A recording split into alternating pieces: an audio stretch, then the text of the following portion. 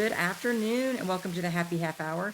I'm Leigh Kubin, Master Certified Life Coach and Mindset Coach. I'm Sandra Priestley. I'm a business and branding coach, a feng shui practitioner. Welcome to the podcast. Happy Thursday. Happy Thursday.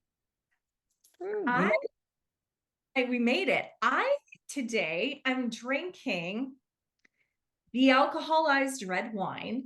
I have not yet tasted it. I'm anticipating maybe grape juice. Really pretty. It does look really pretty. I'm into pretty drinks. Smell. It is called Carl Jung de-alcoholized Suve red. I don't even know. I can't even read it. How does it smell? What's the smell? Smell.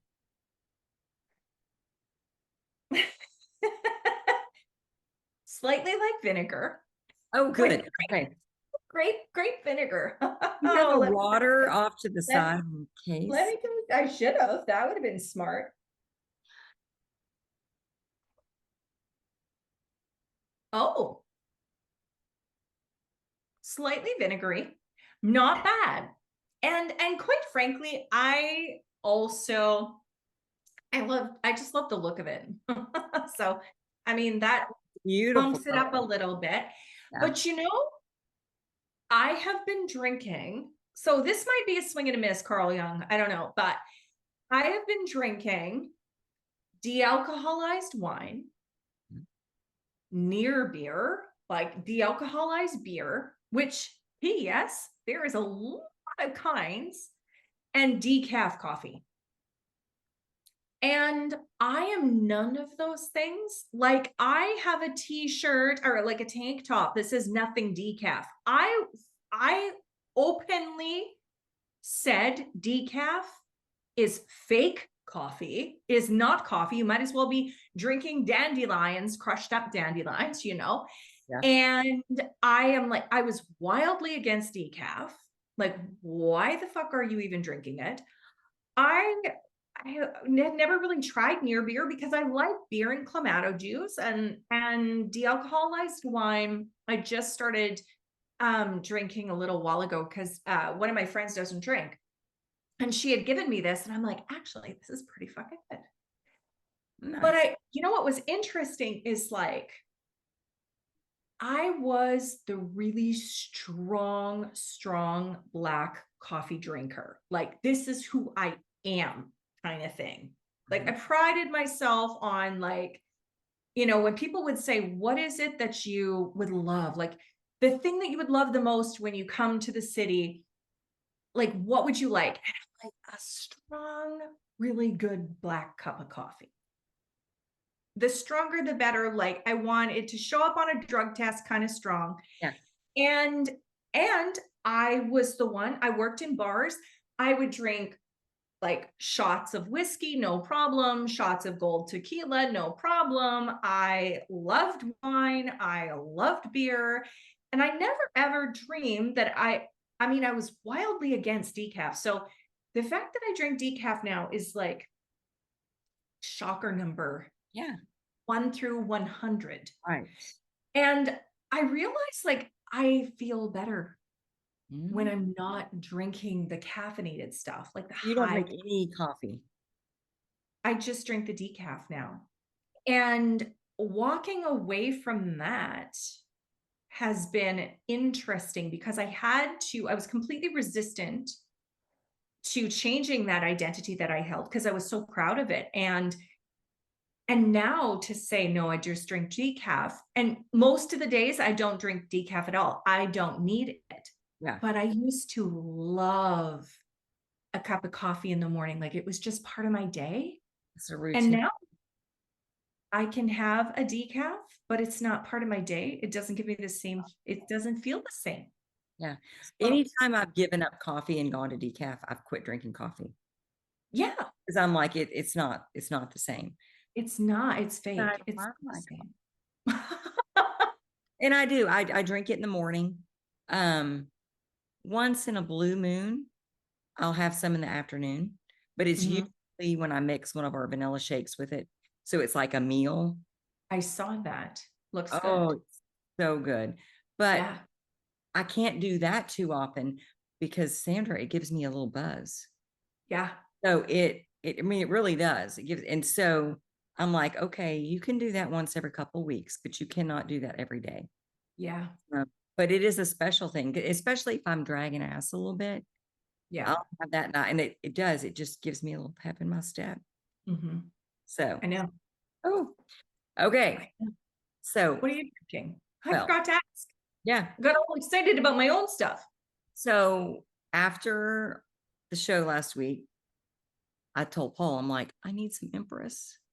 And that sweet man went to the mothership. Can't think of what it's called. Okay. Here in Cedar Park and got me some Empress gin. But he also Ooh. got me something else. And so I decided I was going to try something new because I've never tried this animal before. But Okay. it's called Scatterbrain. He has Oh, eaten it. I have not. okay. It's Is a it rum or it's a whiskey? dark chocolate banana whiskey. Girl, you know I can't drink rum. I'm hoping. Our 100th episode. I Maybe feel for like our we 100th, should I drink a will lot of rum beforehand just to see that probably. tably come out. So Yeah. I put And it, maybe rocking in the corner. I might be our cussing like Yeah. more than normal. Awesome. But I put it in our happiest hour cup and I Nice. did it, I don't know, 40 minutes ago because I knew it needed to melt a little bit. Uh-huh. So let me see. Try it. Wow. Is it good? Dark chocolate and banana, like on my tongue. So Banana, but have you ever had, Paul described it as the way at Dairy Queen here. Y'all probably yeah. don't have Dairy Queen there. But Yeah, we do. okay, way back in the day when we were kids, they used to have chocolate covered bananas. Really? That's what he told me. Wow. I feel like banana splits. Kind of, but That would be good. really good. Wow. Really, really good. Okay. I'm So just going to keep drinking my vinegar. you just keep Yeah. drinking that vinegar and I'm going to work on this dark chocolate banana I'm concoction. not a fan. Carl Jung should stick to psychology and away from the de-alcoholized wine, I think. It's okay. We'll try another tomorrow. Yes. Try something new. Let me know what works. Okay. Okay, so Oh my, you wanted to talk about patterns. you're gonna make me tell myself. I was actually going in a different direction. But yes, you did tell, or we did decide on patterns. Okay. Oh my gosh. Okay. So last week we talked about how everything in my life that's been troubling me is sort of working itself out. Mm-hmm. Not through efforting, not through I've got to control this and make this happen and do this, but just by releasing and saying, you know what? Everything is always working out. They can handle this. They can handle this. I am only going to handle the way I feel and the way I show up. That's all I have to handle. So, I mean, I'm feeling good, right? Get out. No, not out of the shower. Get up Monday morning and getting ready to go get my coffee. And I'm like, oh, it's time to turn on Abraham. And a voice popped up into my head, Sandra, and said, you don't need to turn on Abraham today. You're fine. You're fine. And I went, holy shit. Are you kidding me right now? Everything is oiled and moving in the direction it needs to be moving in. And you're going to stop doing what's keeping that momentum going? Are you kidding me right now? And then I'll start looking back. That's my pattern. I come to a moment where I'm like, I cannot deal with this, whether it's a subject or in this case, many. And I do what I need to do to fix current situation. And then I'm like, oh, let's just relax. Let's just relax. And this is when I said, doing what we've always done is lazy. Week when I said that is it's easy. It's easy. It's easy because we always fall into it because we're used to it. And I'm like, okay, you were at a different momentum than you were, let's say, a month ago. You're going to stop and go backwards, or do you want to build on where you are now? And Yeah. what else can you unknot? And what else is going to show up? Why would you stop this momentum? Because everything's fine right now. And we do that in every area of our life. Yeah. See people get to their goal weight and go, oh, I just did that. I can go eat this now. Yeah. Okay. Yeah. I just did that because I hit 20 pounds lost. And so that was my halfway point that I wanted to lose. Was I wanted to lose 40. So I hit 20 pounds gone. And I don't know what it is about that number, but all of a sudden it was like, oh, I felt better in my, like, I can take my jeans off without undoing them, right? Like, I can, so I feel better in my Might be time for new jeans. might be time. I feel better in my shirt. They're like, my shirts are not as tight at the back. Like everything feels better. I feel more confident. I can walk out like and just feel great about myself. And then chips. I love chips. And there they are. And then it's like, I feel good. So I can have like, I can maybe get away off of my diet a little bit, or I can, and all of a sudden my weight starts creeping back up. Shit. And I'm not judging myself for it. I'm not making myself wrong for it. I mean, I still feel pretty badass, but I recognized that same thing. All of a sudden, as soon as I didn't feel the discomfort that I wanted to escape, I thought, oh, good. Now I can go back. Yeah. Like, no. And that's the same with journaling, because same with everything. Once you know that it'll help, though, it's like, I feel as though there's two different stages. Some is like, you're not quite ready to make the change. You don't like where you're at, so you just freeze. Yeah. And then it's you hate where you're at and you're committed to making a change. You make a change and you do the work and you put in the work and you've got all of the momentum. And then there's something that just goes, this is good enough. Yeah. And boom, you stop. Yeah. And then you revert back. I am convinced that the magic is that moment where you want to the moment where you go, fuck this shit, and you go all in. And the moment where you think I'm good enough, or not I'm good enough, but like, I feel pretty good. And you stop doing the thing. Instead, when you keep going, I feel like those are two magic moments. Yep. Yep. But so many times we don't recognize it. Right. Just slip back in. And I wanted to hit myself with a 2x4 when I said that, because it was like, this is what you teach. This is what you preach. Like, why would you be lazy and go back there when there does not feel good? I know. Is where the worry is, and the anxiousness and the insecurity and all of the out of controlness. When you're in that momentum, that's not my job. I don't have to worry about that. That's not this is my job right here. Yeah. And it applies to every single thing that we do. There's not a subject that would not apply to. I agree. It was just a mind-opening moment for me when I kind of laughed, because I did see myself in the past doing that, getting out of a pickle. Yeah. And then being I have done that. I know I've done that with workouts. Yeah. With workouts, going to the gym.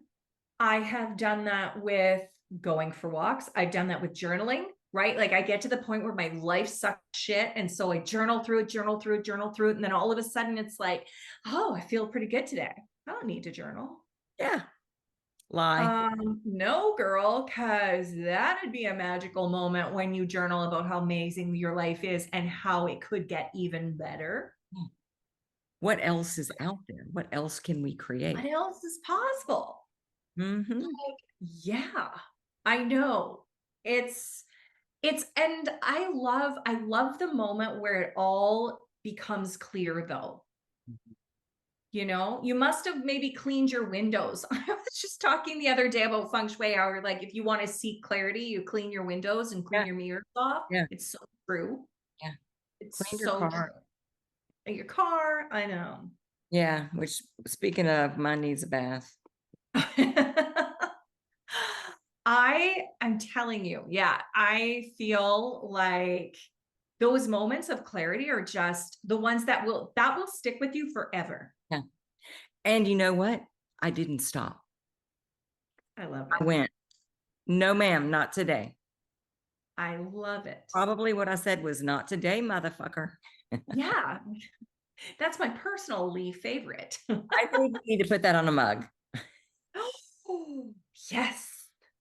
That would be a great mug. We need we need to take these notes down because I've forgotten the mugs already. Uh-huh. Oh So, my God. um, real quick, AI. Oh, yes. I ran our episode last week through, Mhm. kind of get a synopsis of what we talked about. And I've been doing this. One of the groups that I'm in, someone recommended it. And I'm like, shit, I'll try it because it was $39. It was something ridiculously cheap. Right. And I was like, oh, it's $39. Like Mhm. I can try it. It's not gonna hurt me. And in the beginning, like they weren't getting speakers, or there were things that were not right about it. I think they said you were on the 600-pound life. So Oh, they yes. Because I said stumbled. that I thought I should have been or something that in that. Yeah, I was just being facetious. Yeah. So it kind of jumbles things up. So there are times that I'll pull stuff out or reword things, and I'm like, it's okay. But I've noticed it's been getting a little better and a little bit better. Still not 100%, but it's just taking our words and making them mean something. Last week, the biggest piece that came out of that was positivity is where it's at. We need to Nice. be positive. And I Is went, that what we said? What I that's don't even what I remember. said. I was like, that is not our message. Sometimes the shit hits the fan, and sometimes Yeah. things suck ass. And we It's have not to about feel it going, and process it. Yeah. love the color of that shit on the wall. It's so pretty. Not what we're saying. Right. It's I love about cleaning toilets. Mm-hmm. it's about our reaction to life and us Right. looking at what's coming at us and going, what am I focused on? It's creating this. Or what is this here to teach me? How, Right. Exactly. it's not about just putting on Pollyanna glasses and being like, everything's fine, everything. That doesn't work. No, it's like knowing that everything is fine, even though we have bad days, even though we have uncomfortable feelings, Yes. even though we have triggers that affect us, and then like acting in observance of them and really being able to be okay. Yeah. Like Yeah. see the gift in everything, even if it is wrapped in sandpaper and covered in dog shit, Which happens sometimes. which happens a lot of times. But But it, what's go interesting ahead. Mhm. what's interesting is, okay, so like a couple, I don't know how many episodes ago, like 4 or 5 episodes ago, I was like, again, wildly against AI, almost as much as I was against decaf. And as it turns out, I'm a big fucking liar because I started using AI for not for posts. Yeah. That annoys me. Not for emails, not for email marketing, not for business pages. I don't want but I started using it because it's part of my my podcast upload. So you can upload it with co-host AI, and all I have to do is upload my session, and right within my Buzzsprout platform, and it creates options for what to call my podcast episode, which usually is annoying to me that I have to choose one. And then it creates show notes with markers in it. And then it creates like the episode show notes. And I thought, okay, I can convince myself this is not really cheating, because it's really only taking what I've said and kind of making it nice, like nice and markety. And quite frankly, I don't know that I've ever really read a lot of show notes. Like, I listen to a lot of podcasts, but I'm not reading the show notes. So I was just doing show notes that were like a tiny little bit. It wasn't really that descriptive, but I didn't really want to do them, and I wasn't reading them anyway myself. So I assumed people that follow me probably aren't reading them either. But this was helpful. I did have to adjust a little bit, spelled my name wrong, in some cases said my name wrong. But I still will not use it for anything that would make it look like it's me that's showing up. Yeah. I will never write a post with AI. I read one time, or just once last week, someone saying, if you're not using AI to create ideas for your posts, you're missing out. I might be able to convince myself to use it for ideas and then create the post. I'm not sure. But what was also interesting, so never say never, clearly. Ever. I've learned that. What was it? I know, because I've changed my mind already 3 times. Yeah. But what was interesting was, because I feel energy and I'm intuitive, and I get this gut feeling, and I was like so resistant to anything written AI. I've been reading a lot in the coaching world, a lot of different coaches that are intuitive that are saying, I can't read it. As soon as I start to read a few sentences, my brain just like backs right off, and they can tell that it's not a person. It's like they're intuitively, they know, and they resist it.